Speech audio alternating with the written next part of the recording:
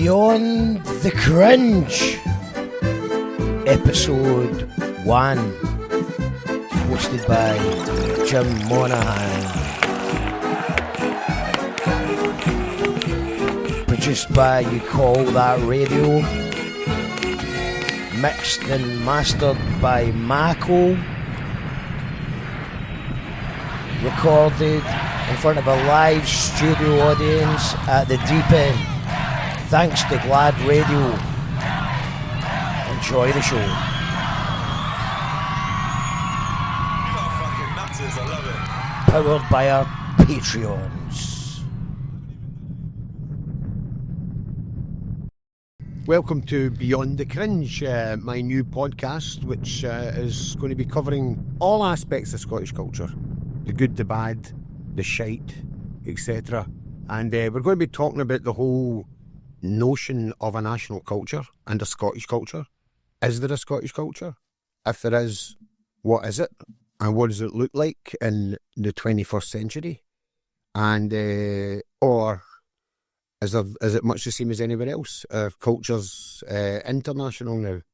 I've got a great panel to kick us off on our first episode. We have filmmaker and author and music historian Grant McPhee, author and journalist. Journalist? Did you still say journalist? It's on your thing, your website. I need to update that. I gave up my press and journal column a year ago, so I have not done any journalism. Journalist. Kirstin Innes, poet, playwright, and singer of the Glasgow Cross, Kevin P. Gilday. So we're going to talk today about just the wider the Scottish culture as an idea, as a notion, and in future episodes we're going to be looking at it subject by subject, all the good subjects, Scottish television, Johnny Beattie, Scottish football, and even religion. We'll even get stuck in religion at some point. But today we're talking about Scottish culture, and I wish that would be Grant McPhee. You're a kind of historian of some of the great moments, Scottish music.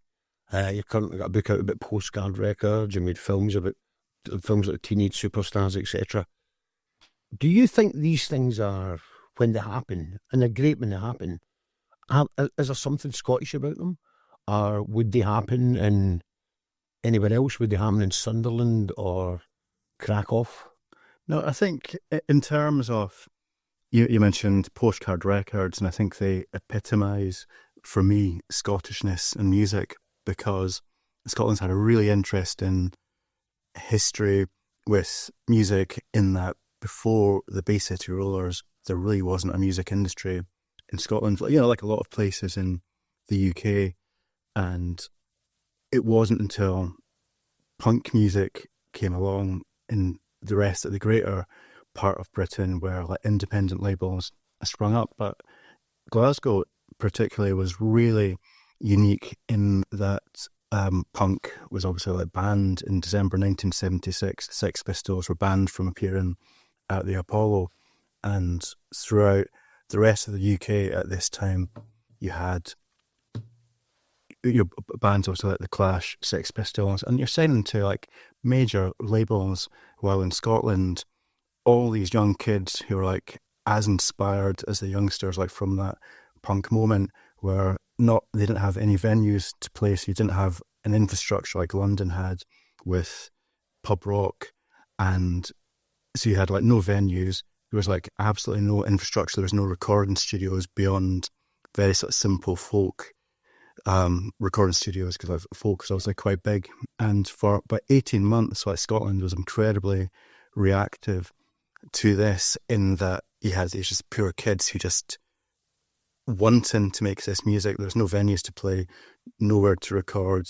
London had zero interest in what was happening north of the border until Fast Product came out in Edinburgh, and that was a label who, interestingly, didn't put out Scottish records. They put out records from the north of England, Gang of Four, Mekons and Gang of Four. And what I find interesting to me is that because people in Scotland were aware of this happening, it was incredibly inspiring that a local record label was releasing records by like really cool bands that were getting fantastic reviews. And I'm a generation and a half younger than that, and when I first got into music, it was like Joy Division, which I got into first, and I was like amazed that this like record label from like Edinburgh was putting that out.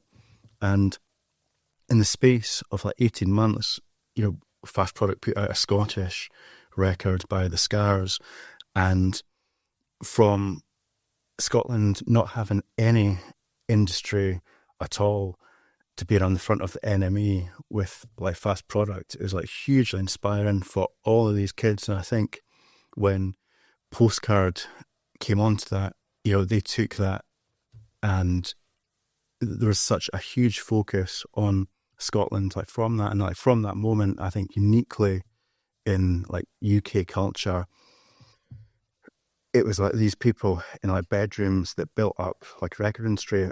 Bruce Finlay with Simple Mind is like hugely important, because unlike what the Beatles did a couple of decades earlier, the UK press and the UK, as I say UK, I mean London, everything was like based in London, the publishers, record labels, everything, you had to go down to London to do that. The first time a major Scottish band had done management in Scotland. Yeah. Their bank account in Scotland, their accountant in Scotland, etc. Absolutely. And that's like a hugely important step in Scottish music. And a Postcard, absolutely sort of like epitomised that for the youth, seeing their friends like on the front of like the NME is just like hugely inspiring. And from that, you now have like Savaya Studios, you have like so much like infrastructure in Scotland, and it's all because of record labels like Postcard. And it's almost like a cliche now with Nirvana like covering like 3 songs by the Vaselines, but this music did reach. There is a picture that Douglas Stewart once shared on social media, and he's 15. And I think they're going in, it's like him and his friends are going into Glasgow, I think, busking or something. And then there's 4 kids in the picture, 15-year-olds, and it's Douglas from the BMX Bandits, Sean Dixon from the Soup Dragons, Norman Blake for Teenage Fan Club, and Francis McKee for the Vaselines, and they're all hanging about there at 15. And that just happened in one wee Lanarkshire town, Bells Hill. Was that happening elsewhere in Scotland? And also, was it just much the same as what was happening, say, Hull or Leeds or St Helens or anything else? It's the way these things, it's almost something like magical that happens. Is all these circumstances that come together at once. A lot of people, have claimed like in Liverpool, it's like punk and post-punk scene. It was like the Clash playing on their White Riot tour on the 5th of May 1977, and a lot of people from Scotland would say that they first got introduced to like punk music on the 7th of May 1977. That's like 2 days later, but the Clash played in Aberdeen the day before, and it played in Hull, I think it was, on the day after, and like nothing came from that scene. So it's like, you have to have a set of circumstances, and I think one of the big things is quite often some elderly, so when I say elderly, in that time you're somebody's 24, 25, like 3 years older, that will like listen to these people. In Scotland, they never had, it was like no central like hub, like in Liverpool there's like Eric's, in Manchester they had, in Glasgow we didn't have that. No, and like certainly in Edinburgh, and it took a while for that. And it'd be interesting to what Kirstin thinks later on, like with the Arches, central hubs are so important, like youth culture, and for people to listen to. Why do you think there's nothing about? You said the Sex Pistols were banned. Is there something about Scotland as to why we didn't have a hub? Was it just one of the? Is it were we kind of miserable old Calvinists and we will not have any of that? I think the easy answer is like to say that, and it is part of it. And it was like William Aitken, the councillor at the time, he was like banning them, and I think he's had a bit of a hard time, because I think if you put everything in context, when you look at the papers, I love spending time like in the library, just going through all of these newspapers, because you start to see how things tie in together like, socially. And also Glasgow had a huge problem with like violence outside of music, and it's there's no argument that punk music did attract violence within the youth, and I can understand that they were probably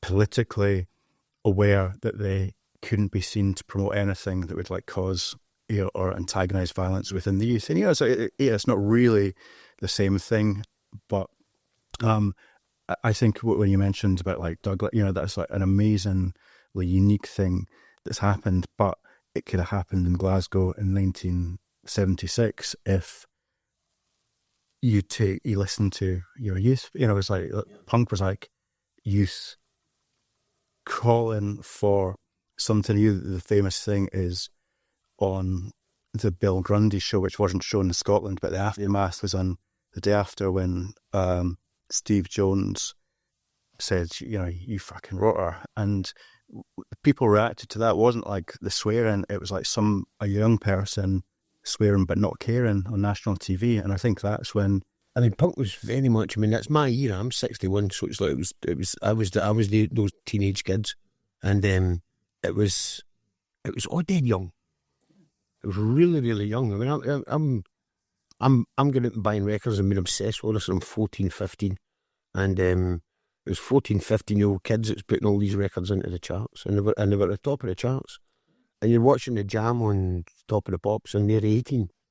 They're kids as well. It's amazing. Very quickly, from the Postcard era, your Postcard never actually themselves managed to get something into the charts, but from the Sex Pistols signing to a major and Clash signing to a major, within a year and a half, there was an independent record distribution set up where you didn't have to sell records through shops. And young kids, literally in bedrooms, could get things into the real charts from just swapping records in different shops. And it's an inspiring thing. And I think older people, the older generation, are scared of the younger generation, and I think that's something in Scottish culture that has been proven, that you have to listen to your young, because so they've got better ideas. I think that's a good time to bring in Kirstin, talking about the older generation and maybe the establishment being scared of the younger generation.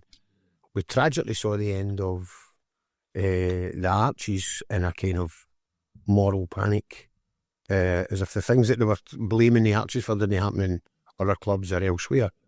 And the Archies was such a unique cultural venture, and Grant mentioned hubs.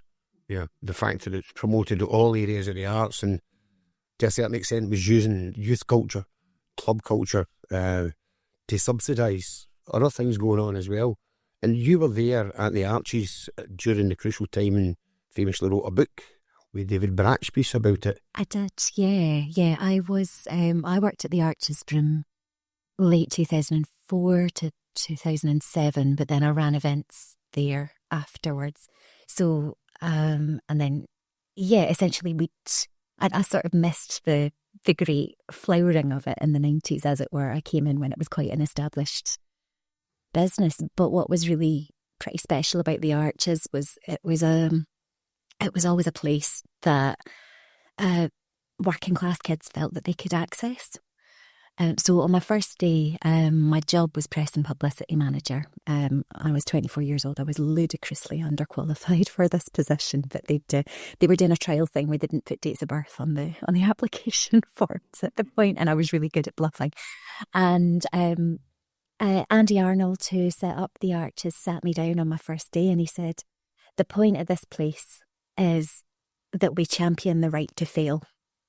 This is a space where artists can come in and try something out and not get it right, because that's very, very important to the development of artists." And it was done, a lot of things were done on a shoestring. It was a very unpretentious place, for all that there was, an awful lot of experimental live art happening there that could be incredibly pretentious. But it was a place where working class kids felt that they could access culture. They felt they could come in. I'm not saying that we would put on, a production of crap glass tape in the basement and expect a load of, 17-year-olds to just walk in off the streets. But we did take, we would place kind of performers and live artists in the clubs and the club spaces. We would blur those boundary lines and just kind of expand that conversation a wee bit. So yeah, the Arches was an enormously important Right place. about it when you and David wrote the book. Yes. Did you were you looking at it for the outside, looking back on it?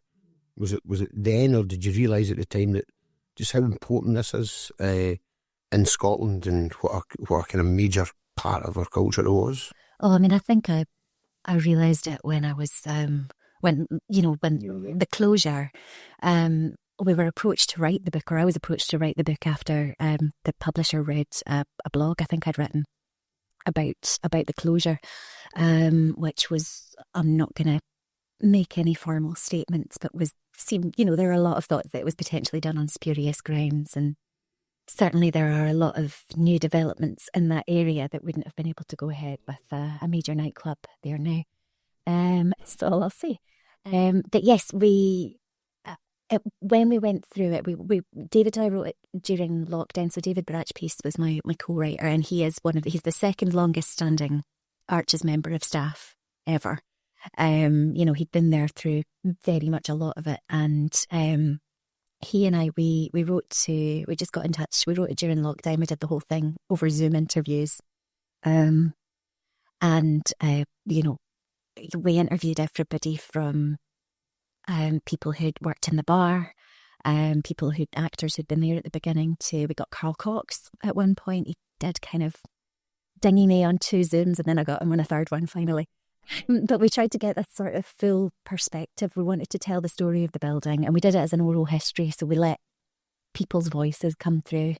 The only bit of writing proper that we did was the introduction, which was to try and set the scene of this idea of Glasgow as a post-industrial space with these massive empty areas that were gradually being filled up by artists and people who could use those spaces for cheap, could squat in them if need be, and the creative potential that can come from those spaces kind of spilling up into this making of the Arches, I suppose. Yeah. And was that a surprise to you, that book? Was it just triggered by the fact that it closed? Was that it all happened quite quickly?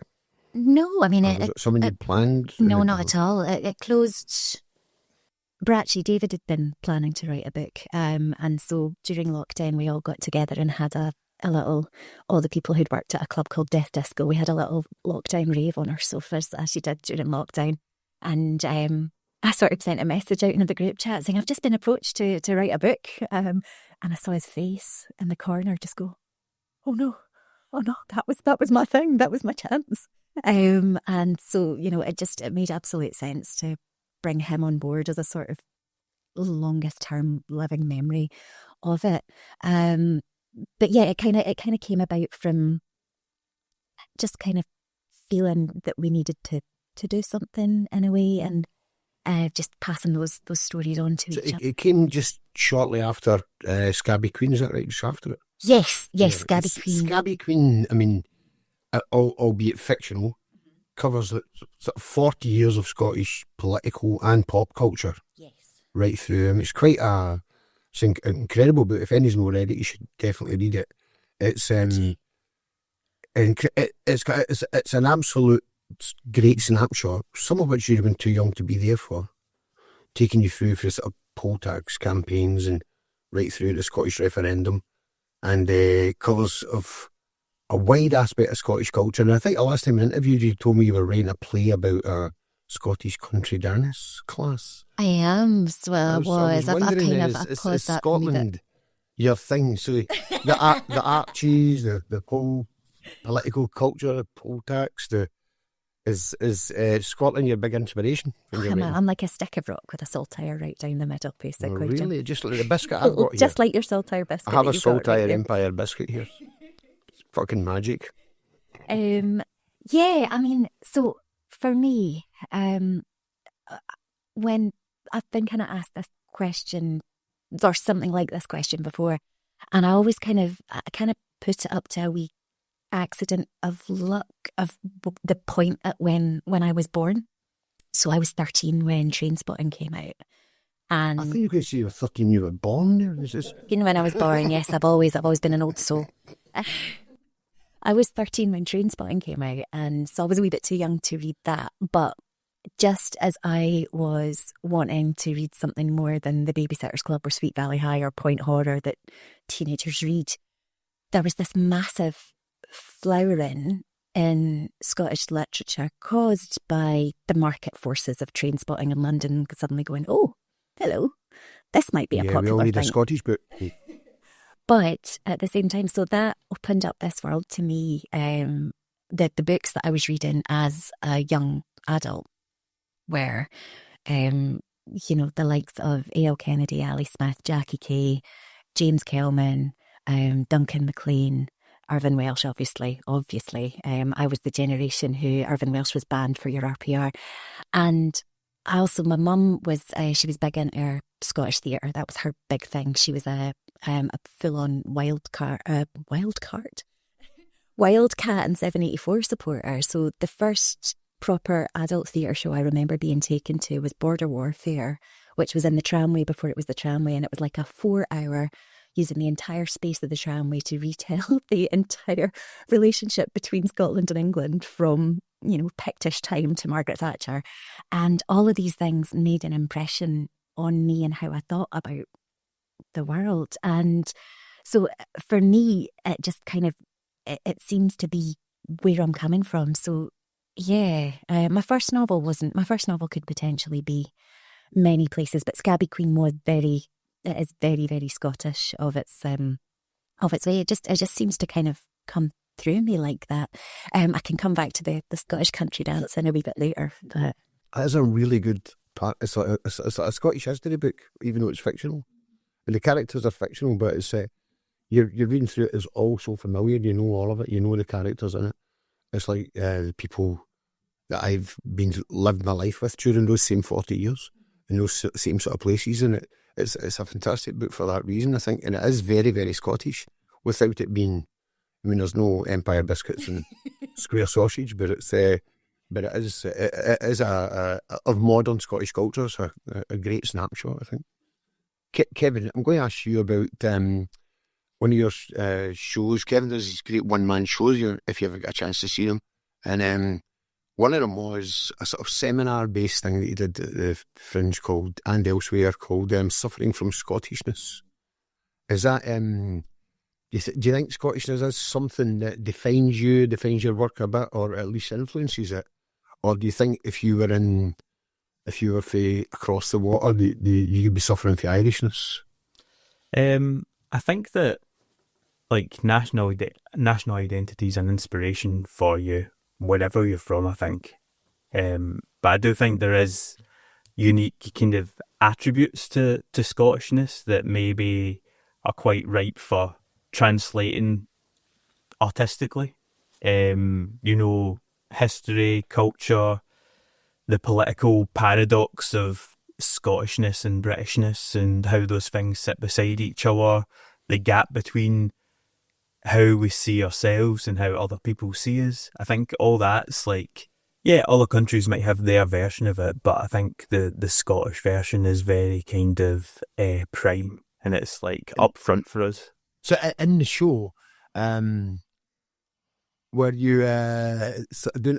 Was it sort of self-deprecating? Was it that sort of thing, or was it a kind of a funny look at Scottish culture, or were you sort of celebrating it as well? I mean, if you've seen any of my shows, they kind of start with it being funny and nice until I can get you kind of relaxed, and then I can hit you with the hard stuff and make you feel quite upset about yourself. So there was a bit of that. I mean, the idea was that I was a representative of a government kind of agency, and we were going to create a Scottish citizenship test, and I was there to kind of workshop it and work out what questions might end up in a citizenship test. So it was funny because it was that interactive element of it as well, because the audience got to vote aye or no as to what questions went in and what ones didn't. What was the worst one that went in? I think that people were obsessed with the idea of bravery, which I thought was something that isn't even Scottish, do you know what I mean? But is obviously just like kind of Is that bravery, or feel free to join in or chip in? Is that bravery, or is it just like mental, as we would call it in that? Exactly. I don't like to be disabled, but in a Glasgow version of mental. Somebody once said to me that everybody in Glasgow knows somebody that died immediately following the words, "Here, watch this." And so I don't know if that's bravery or no. Well, that's it. Is it bravery to wear shorts during winter? Do you know what I mean? Or is it just a bad idea? Aye. Any questions you would add to the Scottish citizenship test, Kirstin or Grant, would you? I was thinking about the word gallus there instead of bravery for a sec. But Oh yeah, aye, that's probably better, aye. Yeah. Bravery you just associate with, like some really stupid story of some military guy that led his troops to death. Well, that true. element of the show came with me kind of singing a song about the guy who kicked the terrorist in the balls when he was on fire at Glasgow Airport. That's right. Which, that guy kind of became an icon of, like, Scottish bravery. But actually, that was a really stupid thing to do. That was, aye. Objectively. That whole thing was stupid, though, because the terrorist guy, with just some petrol in a motor or something like that, half a bomb that he's half made in his garage, driving it into some concrete bollards so he can't really get into the airport in the first place. Hadn't he thought it through? It wasn't great. He was a doctor as well. You think he would? Was just... I didn't even think that guy was a security guy, was he? No, I think he was a taxi driver, wasn't he? baggage handler? Baggage handler, that's right. That's right. What was the baggage handler doing out the front here? He was definitely smoking, wasn't he? John Smeaton, wasn't it? That's John what it was, Smeaton, aye. that's the guy. I think he was outside having a fag and just saw this guy for. I'll go kick him. I'll just boot him. I mean, I suppose you could say that all bravery's got to have a aspect of stupidity behind it. Yeah, perhaps. Aye, so I think we get to the point where defining something here is that the Scottish version of bravery is just fucking daftness. Yes. It's just, aye. But there's that idea of, like, one of the things in the show is the idea of Caledonian anti-syzygy, which is a kind of concept that was invented to talk about Scottish literature. And I think it came about because of, like, kind of Jekyll and Hyde. The idea that the Scottish identity is always caught between two binary points. And even, like, kind of Catholic, Protestant, Scottish and British, Celtic and Rangers, Glasgow and Edinburgh, it's like there's always kind of two opposing points and we're kind of existing in between them. And I think that's really quite interesting when I come to define Scottish culture and Scottish identity. I always go, it's never one thing, it's a tension between two things. That's where it sits, and that's maybe why we always feel a wee bit uncomfortable with ourselves, because James Monaghan once did a speech at the Edinburgh Festival, which was dead controversial, because I think it was every sort of interpreter was saying that Scotland was institutionally anti-Catholic or something.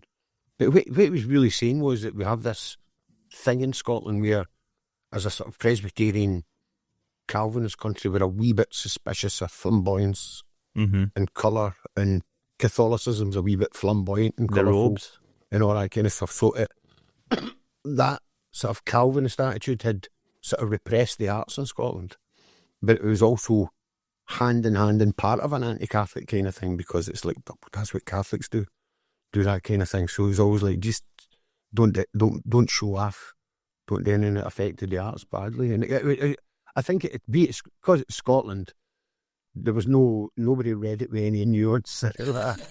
Just what are you trying to say? I think it ended up with one of them. He got a lot of criticism, which I thought was unjust. There's plenty of reasons to criticise James Monaghan if you want. I've got a few. Anyway, and it's only a few streets away from me in Cumnock, actually. Working class boy for a council house in Cumnock, and look at them now. Anyway, like any nation, I think, right, we've got our culture, right?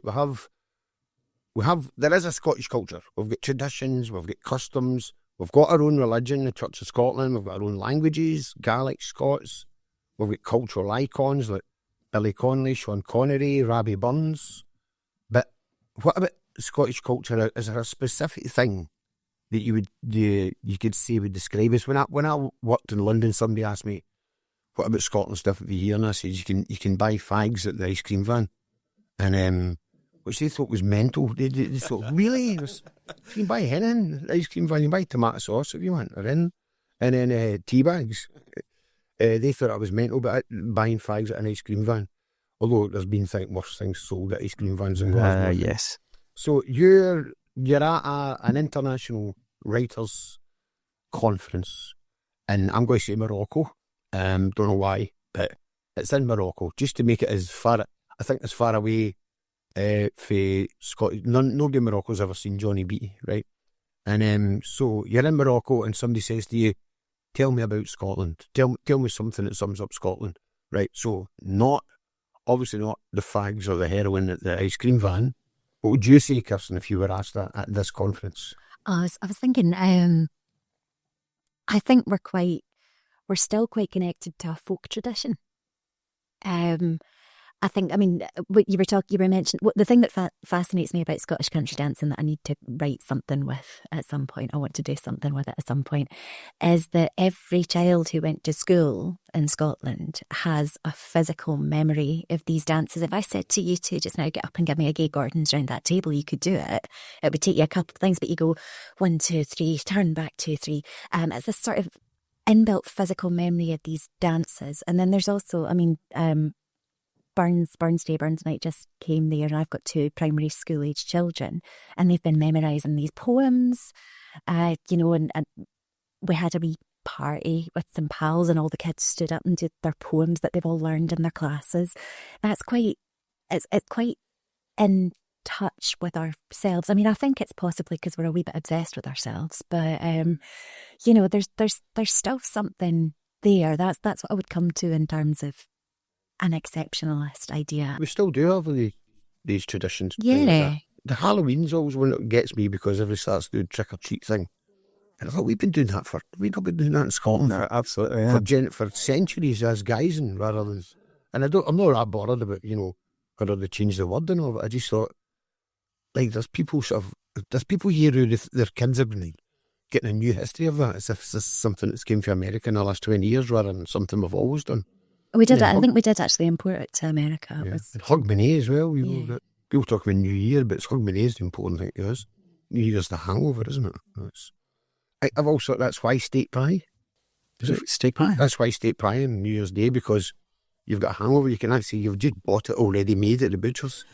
You just put it in the oven and lie back down on the couch, and then 20 minutes later you just got a giant spoon and eat your steak pie. That's what I do.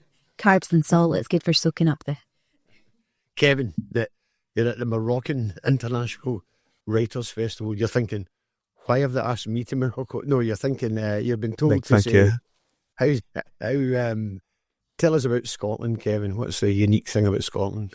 It's a nostalgic culture, I think. I think we do look back a lot, and I think there is a hell of a lot of self-mythologising as well, and kind of, I think Glasgow specifically is really bad for it, nearly as bad as Ayrshire, which is the idea of kind of making that myth of yourself and kind of building stories around it and then retelling that story enough times that it becomes a kind of fact. So I think that nostalgia and that looking back is a big part of their identity. It's been self-deprecating. Why do we look back? Is it do we think it was better before or something? Or I don't know.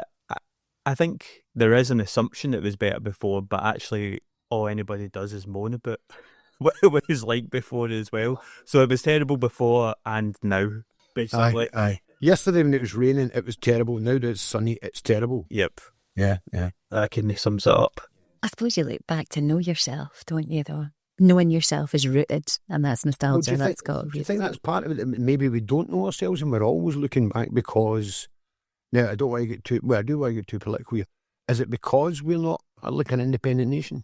Are we always sort of thinking, who the hell are we, and questioning it? The interesting thing with that, 'cause, I was going to say myth. First I was going to say Scotland's like a dysfunctional family going into what you said before, and I think it's true, but myths are so important for any culture, and when Ireland became independent, it's like De Valera recreated this myth of Ireland as, from being like this powerhouse of like industry to like recreating it as like some sort of rural land of like fairies, and the writers were with that. But I think there is something deeply within this, and if it's like you're saying, there is like a sort of archetype of your land, and I think because like Scotland and Ireland like are so similar, like socially and like geographically, I think we do have that bit, and it's like Walter Scott, like recreated that sort of myth for us in the 19th century, and I think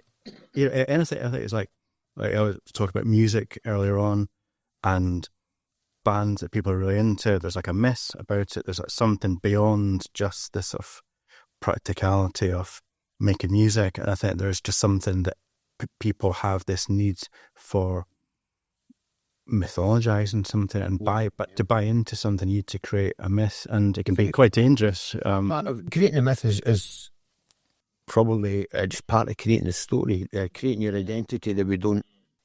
Maybe we're confused a wee bit as a nation as to who we are and what we are. I think so, and I think with Ireland, they had like this sort of cut off, and they just like changed their history, and people bought into when you think of Ireland now, it is like dancing in like river dance and stuff like that. That stuff that's just like made up. But it can be dangerous, like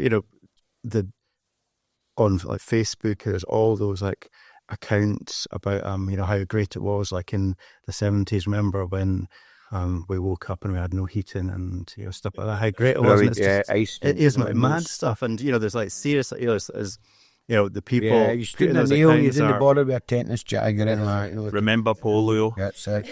Parents threw you out of the house, went away to work, and you just wandered the streets all day. That was great. But it's like a nostalgia. They used to call nostalgia like a mental illness. That it was something that people would get sent to like bed to get over their like nostalgia. But I kind of it concerns me that that there is this sort of like spate of like thinking like 30, 40 years ago was like a great time, because I think the people that are promoting that have like ulterior intention. Every photograph from the 80s from any sort of working class community, anywhere in Britain, but definitely Scotland, definitely Glasgow, any picture for the 80s, it looks like a war zone. Yeah. It looks absolutely terrible. The buildings are in terrible condition, falling apart. The playgrounds are just a bit of landmass, a bit of land where there used to be a block of flats that fell down, and that's where the kids are playing and all that. Like a Belgian photographer. Not just him, but whose name I can never remember. Is it Depadon? Yeah, that's what I was going to say, but something like that. They're great pictures. But just in general, if you see pictures for Sunderland or for Edinburgh, or even any of the new towns like Irvine and all that kind of stuff at the time, just people walking around concrete jungles, and but great art came out at that time. But you mentioned earlier about the Walter Scott and all that. There was I used to run a wee festival called the Green Shutters Festival of Working Class Writing, and it was based on the House of the Green Shutters, which was fantastic by George Douglas Brown, and that was a sort of the kind of attack at that. Was it Killiard? They would call that kind of stuff Killiard. And it's a working class novel set in a working class town where the trains are coming and it's going to change all the industry and all that. Everybody's gossiping about everybody in all the wee pubs. It's set down my way. It's set in a fictional village which is supposedly near Cumnock kind of thing. So that's a relative of George Douglas Brown. Tell you that in half time though. Man, not Beth. And true story. But there was a sort of fight back to that. The way that punk rock was a sort of fight back to stadium rock and all that kind of stuff, and it created the landscape where you would then, in the 20th century, as writers became more working class themes, working class writers, to the time that Kirstin was talking about, when we had a boom, and like people like Kelman and Irvine Welsh and Janice Galloway and all that, all writing, Alan Warner, all writing about the same time, and changes the story again. If you're writing a story now in the 21st century, what story does it tell? Is it a story of hard men and like dark, bleak landscapes? Is it a story of the country and our natural heritage? Is it a story of like heroin? What's the story of, or as it has been before? What's the story of Scotland now? If a group of and it's a difficult question, but if a group of new novelists appeared with a wave like we had then, or we had back then, what would they be? What would they be mythologising about? What would their theme be? I think it's important to acknowledge that there is a shift away from a single monolithic idea of national identity, because that can become too. I mean, I always remember this Janice Galloway quote from when Irvin Welsh and Alan Warner and Duncan MacLean were on this tour of America, and it was like the shocking Scots to, and she said, yeah, that I think I've quoted this a couple of times, so I'm going to try and remember it word perfect. The chaps and their priorities were Scotland as far as the New Yorker was concerned. I wanted to write and say, oh, hiya, there's women over here too. We're taking prescription drugs, if any. But then there's, and Ali Smith as well, she said that Scotland we've defined ourselves for so long as not English, as separate to English, that we kind of forget that there's other kinds of separateness, other kinds of otherness within our own national identity as well. I'm interested in a kind of just that sort of bringing out a plurality of voice. And as somebody who doesn't live in either Glasgow or Edinburgh as well, and kind of non-Central Belt stories coming out, non stories from those two big cities. So let's hear from. I think we've spoken a lot about Glasgow today, but we're not really. And Kevin, you said, there's this Glasgow versus Edinburgh as the Caledonian antis I gave. I was thinking about the whole massive north of it there, that as well. Well, I mean, I'm from Ayrshire. Where I was brought up was heavy industry in the middle of the countryside. That's what coal mines were, the steels, all those things were just basically that. Wherever you lived in the east of Ayrshire anyway, you lived there because a village existed because of a coal mine, and everybody had kind of shared interest in that one way or another. And but you lived in the country. You didn't live. It was an industrial town, but you're literally seconds away. You just go around the corner and there's a farm. Yeah, and so it's a kind of difference. And growing up, you grow up outside basically. In Glasgow, when you say you grow up outside, you grow up that's standing at a corner or whatever. That you're really outside. In Ayrshire, I always felt, I know loads of people say this about Ayrshire, that the sky is almost like part of you. It's like you don't have to look up to see the sky like you do if you live in Glasgow. You just it's there. It's virtually all around you, kind of thing. And so there is and I think there's great stories to be told about the landscape idea, which I believe is your next book, is it? I didn't see any plugs, but tell us a wee bit about it. About the land thing. Yeah, my opinion, because it's narrated by the Renfrewshire countryside. Essentially dealing, and it does not like humans, and it's dealing with thousands of years of human ownership. So humans like bed bugs or something. We that, aye. So I was going to moving on to some questions for you again. Back to some questions. I was going to ask in terms of Scottish culture, and now or in the past or whenever. What Kevin? I'll ask you first. What we're good at? What is it we're best at?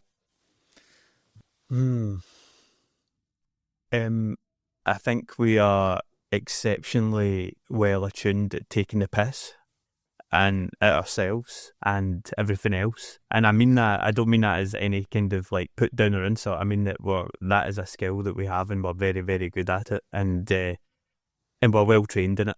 Do you know what I mean? That's from birth that you learn those skills and sharpen them. You've got to get in there before somebody else can. Of course, it's part of the fun of it. And so it's sort of armour. Yeah, and I think that when it's in good jest, I think that we are very, very good at that. And the translation of that into our art, you're talking about Billy Connolly earlier and stuff, but even, modern kind of stand-up in Scotland, I think is pretty exceptional. And some of our TV shows, although, the quality's maybe declined in recent years, but I think when I think of Scottish TV, I think of Scottish comedy. And I think that in terms of our culture, I think that that's something that defines us, and actually is a very positive thing, is our ability to look at ourselves and poke fun and have a laugh. And are we as good at letting other people poke fun as us? Oh no, we're far too sensitive for that. So, I mean, that's it. Every time I see somebody English talking about deep fried Mars bars, I'm like, what are you talking about? I know that it's the worst chat though, isn't it? Yeah, no, I think I agree with that. I think that it's like, you know, you have to be part of the club to be able to tell the joke, and if you're not part If of the joke's club, directly aimed at you, it's even better. I think that's.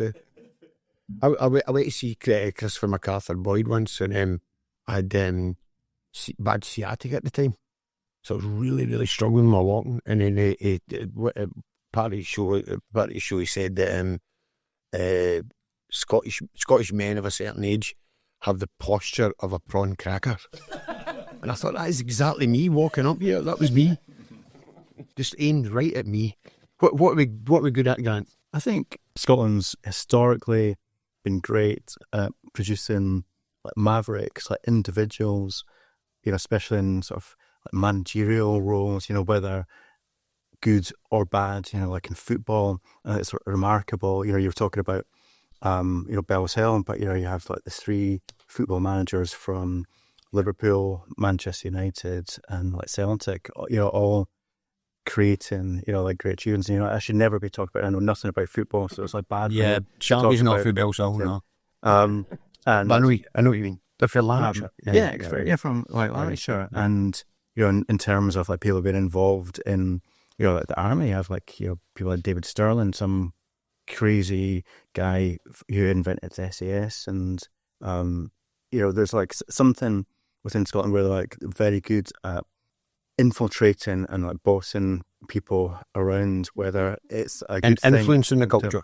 Influencing the culture, yeah. I think Scotland, like a lot of, you know, it's almost like a big like seaport, you know, in places like, you know, Liverpool and, you know, like New York, where people can be very sort of like transient, like people can like sort of like flow through. And I think Scotland has been like great at having these mavericks go out into the world, you know, in terms of like, you know, not necessarily doing things in Scotland, but people from Scotland and, you know, part of that Scottish culture going to other places and, you know, creating something, you know, amazing. You know, it's like the great like invention, like sort of like TV and the telephone and all the medical inventions. You know, they weren't invented in Scotland, but it was like Scots. Did we even invent them though?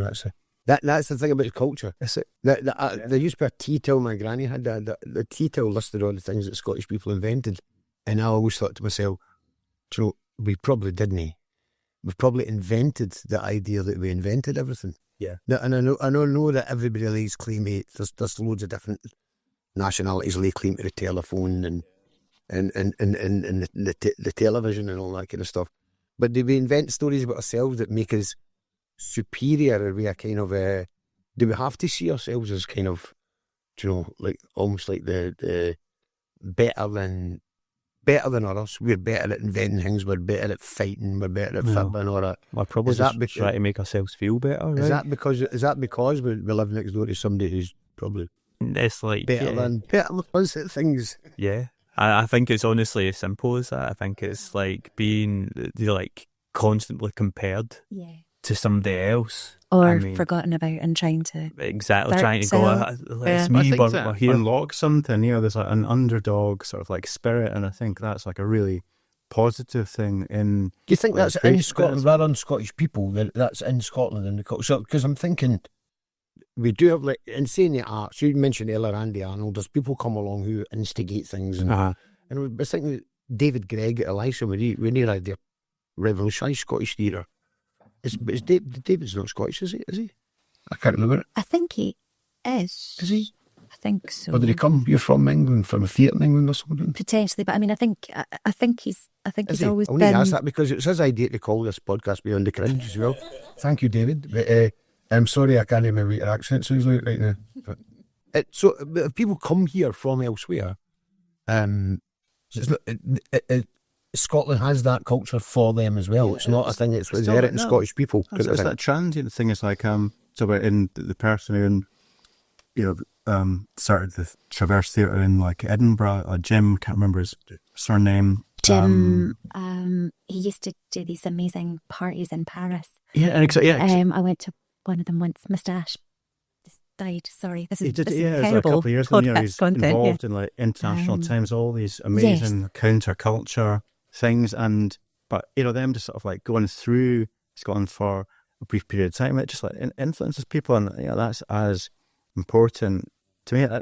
I don't think it matters where somebody's born. It's like, you know, as part of your culture. It's just like people coming through this like transient nature of like being a port, I think is something that's fascinating. I think a lot of people, especially like in the last 10 or so years, have been really attracted to that mythology of Scotland and moved here because of that. And I remember going to see Josie Long like ages ago, and she'd done a whole bit about how she was like, "Oh, I'm obsessed with Scotland. I'm going to move there one day." And everybody was laughing, and then I think she lives here now. So.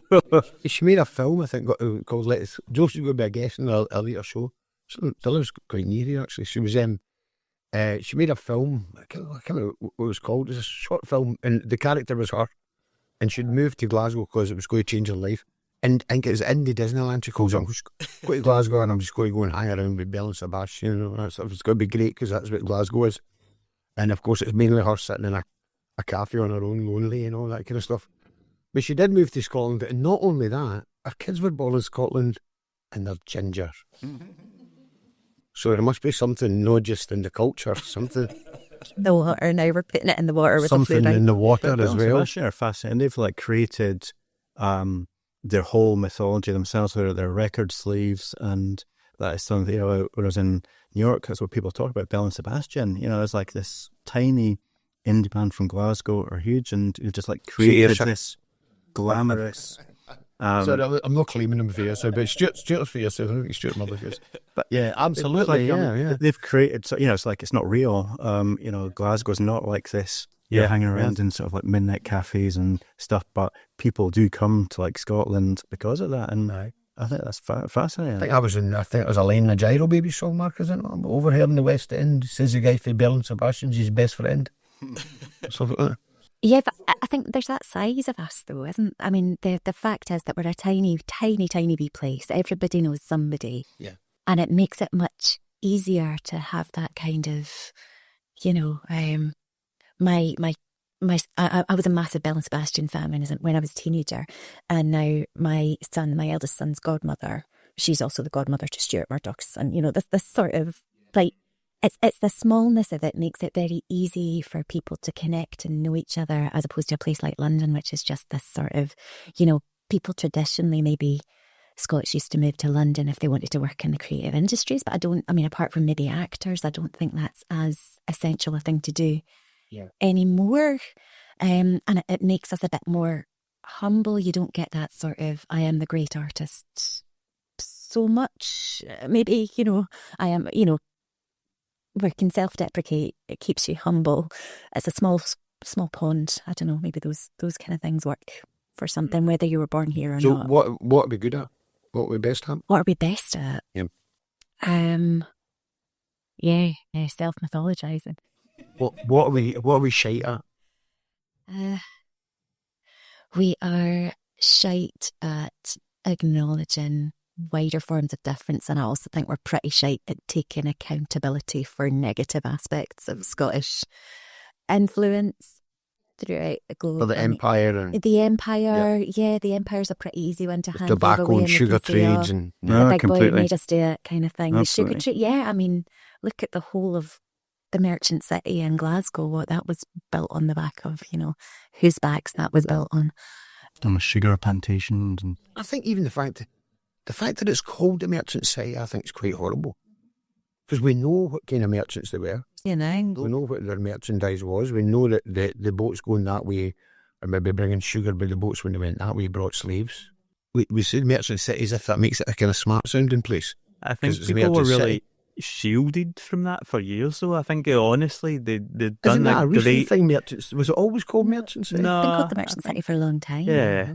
It's got all their big, I'm where they live, I'm it's got all the 61 big when I say houses in recent. it. I mean, I don't 25 remember it being years. called the merchant city when I was a kid or when I was younger. No, I think when they'd done it up, they were like, "Oh, we need a name for this," and obviously, like Stockwell Street was like there and stuff. But Maybe it was. My Maybe it first was. job when I left the List magazine was social media person for the Merchant City.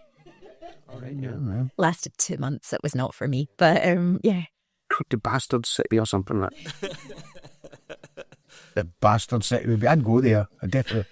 I don't know. You'd go for a Merchant pint City. in Bastard City. Merchant Absolutely. City was meant to be that area, so this is where all the, do you know, the people that are in the new industries are going to be hanging around having lunch at Pret and all that stuff. It's actually just full of mad Fenian pubs. That's basically it now. It's just and it's just pub after pub after pub, one guy in a guitar singing an IRA song, hundreds of drunk guys staggering about the flare, and that's basically the Merchant City. Great big marble columns and statues of all of these slave traders. Oh. We do have them, don't we? Do we? Do we have statues of these guys?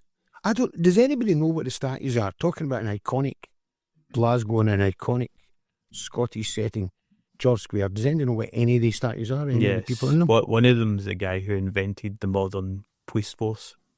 All right, yeah. Was his name Peel?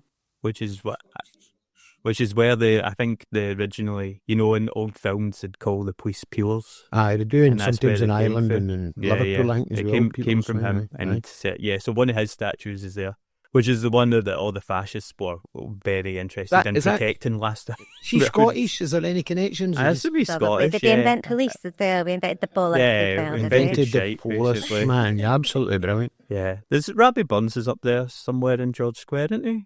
He's kicking a bit in George Square. Is he? Going to hazard a guess that none of them are women. Absolutely not, no. No women in statues. Is there any women in statues anywhere in Scotland other than La Passionara, who's not even Scottish?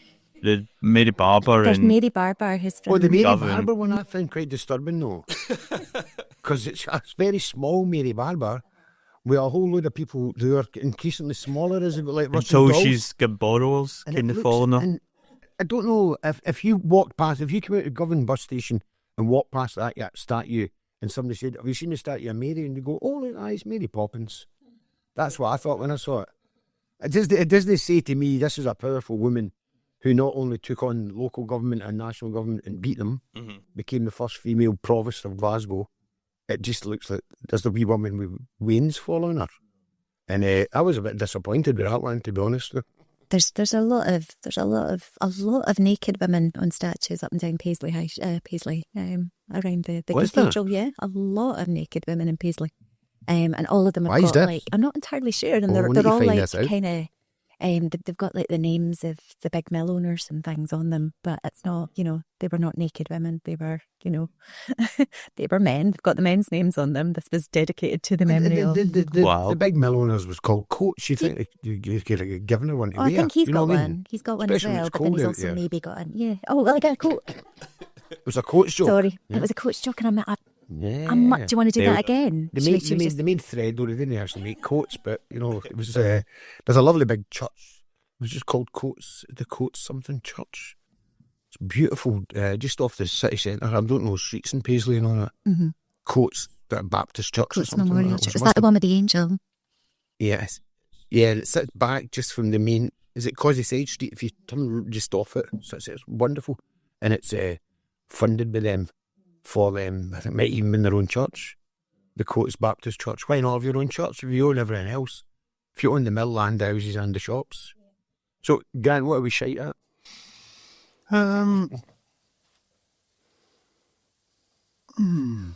I think Crew Kirstin in the accountability. I think there are huge problems, and I think really probably in the post-independence debate there's like a huge division which isn't really sort of fully addressed, and I think that's causing lots of problems for our culture. Going back to like the dysfunctional family and what you were saying about, there is something in between, and I think until that addressed, I think Twitter has just been, regardless of that, terrible for culture, because everything is just put into almost like headlines. It's like, and you have to be like yes or no. There's like no grey, hierarchically no in between sort of as we need. And I think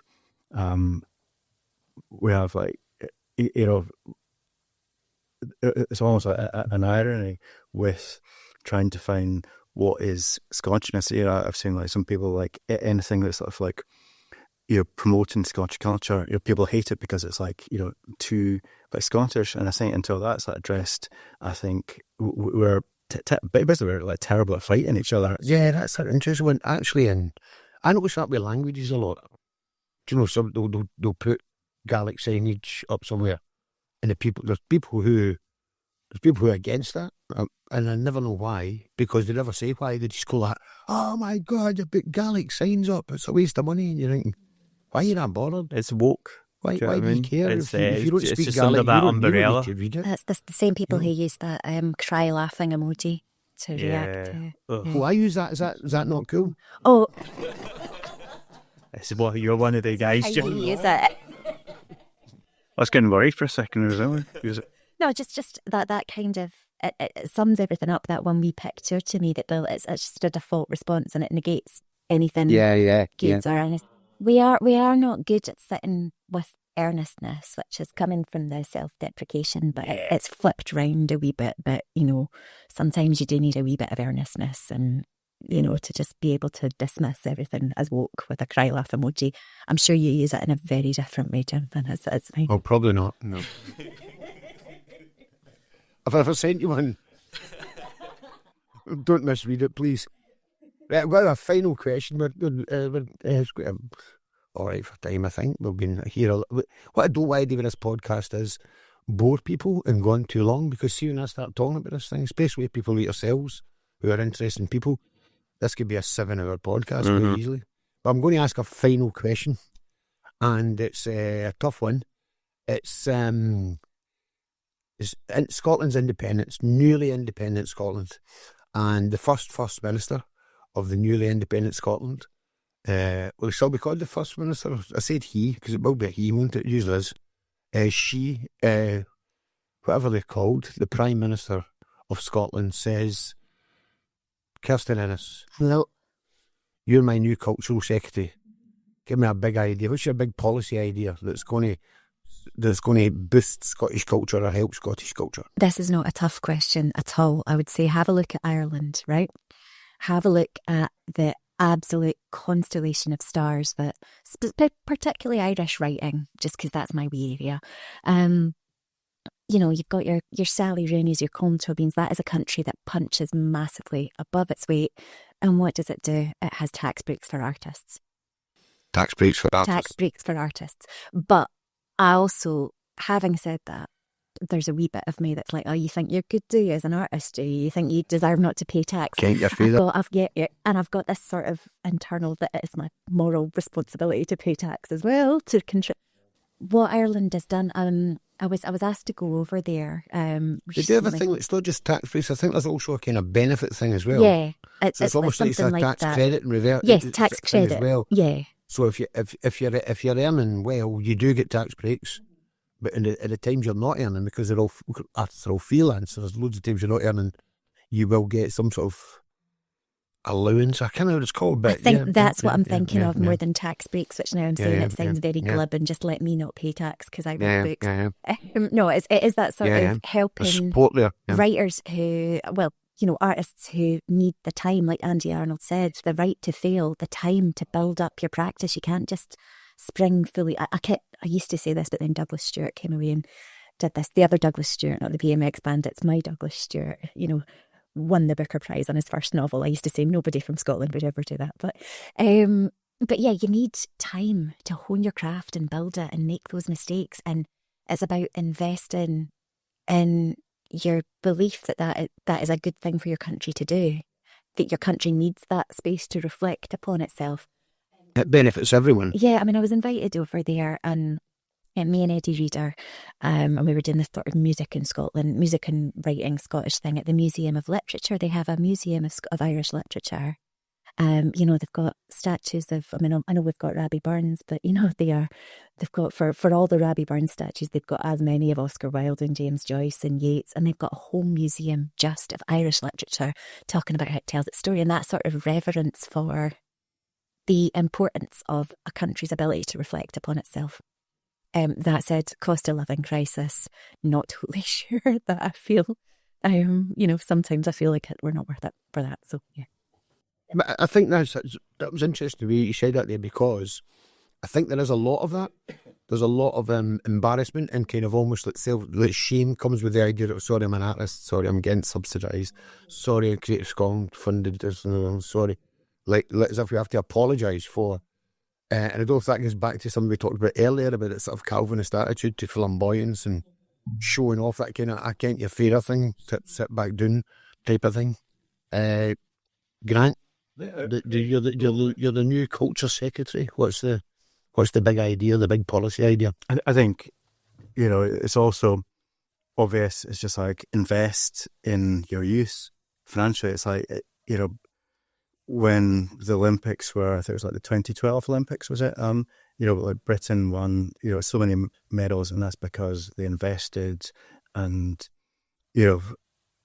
nourished their youth like for that. It's like for every, football in, I don't know why I keep on talking about football because I don't know nothing about football, but in Brazil, they invest in their football team.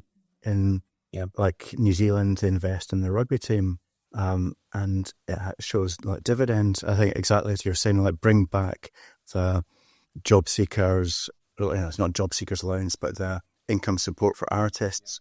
In the history of like music, when that was like cut out in like 1999, I think was it, or like 2000. It just evaporated the creativity because like young people and working class people can't afford to be artists, and like there's so much that had been created by, and what it reaps back. I'd rarely sort of quote anything that Liam or Noel Gallagher would say, but when they were on that scheme, they put, what was paid out to them in like benefits, they paid more back in like tax than like probably every single person that like paid for that. I think it was the enterprise allowance. Enterprise allowance scheme. That was I think you got £40 a week and your rent if you had a flat, but. It was that was at a time when £40 a week was probably worth like double or more sort of thing. So if you're a young guy, you can afford to at least try be an artist if you're getting money. So understand me, the Gallaghers would have been in that position. They'd have been in a position where otherwise they would have went and get a job.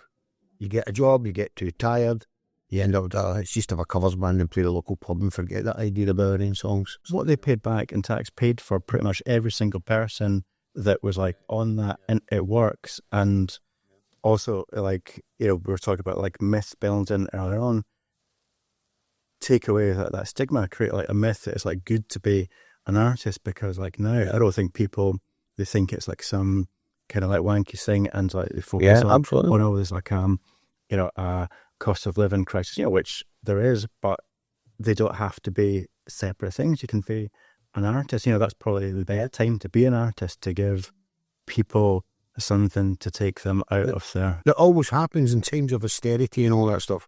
Artists are seen as an extra, like a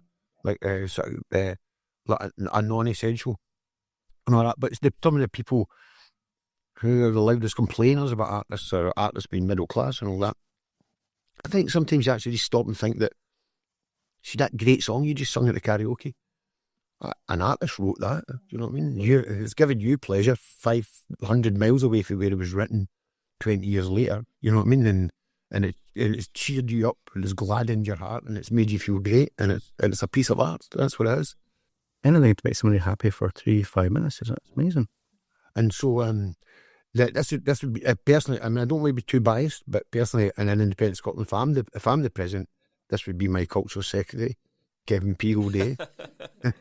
And so culture secretary, you can run with one big idea that will fund it no matter what it is. I think I would introduce the get over yourself bill, which would be trying to instill confidence in the next generation to stop doing what we are talking about, of that embarrassment. To move beyond the cringe even. Exactly. Because, I feel it all the time, because it's like, of course, it feels embarrassing. It's like, your dad used to work in the shipyards and you're writing poems. It's like, it's a riddy, as they would say. And it's hard work, like mentally hard work, to detach yourself from that and get over that and get to that place where you're comfortable and feel confident. And I don't think anybody teaches you that. I think that most people actually don't want you to succeed in doing that. And it would be really great to institute something so that we could tell the younger generation to not make the same mistakes, basically, and that this is as credible a job as any other job in the world, and it's necessary, and it's great, and it contributes to society. So, yeah, get on board. Mm-hmm. Excellent. So I'm calling that Bill Beyond the Cringe. I'm calling it. I'm going to put a, what do you call that thing? Copyright on it already, just in case we get independence unlikely, and just in case you become the culture secretary. I'm grabbing it. That was so I think we solved some of the problems. We got to some of the questions, at least, to move on with to the next episodes. Will be interesting, as we're going to be covering it subject by subject, but we'll come back to this. And I want all of you to be back on again at some time, form a wee team of regular correspondents and all that stuff. So I've enjoyed it. Thanks very much for coming on. Thanks to Kevin P. Gilday, Kirstin Innes, and Grant McPhee. Thank you, Jim. Cheers. Carry on. This has been a You Call That Radio production, powered by the patrons at patreon.com/You Call That Radio. Thanks to all the guests. Thanks to Jim. Thanks to Glad Radio, The Deep End, and Govanhill Baths for allowing us to use their studio. And join us next week for episode 2 of Beyond the Cringe.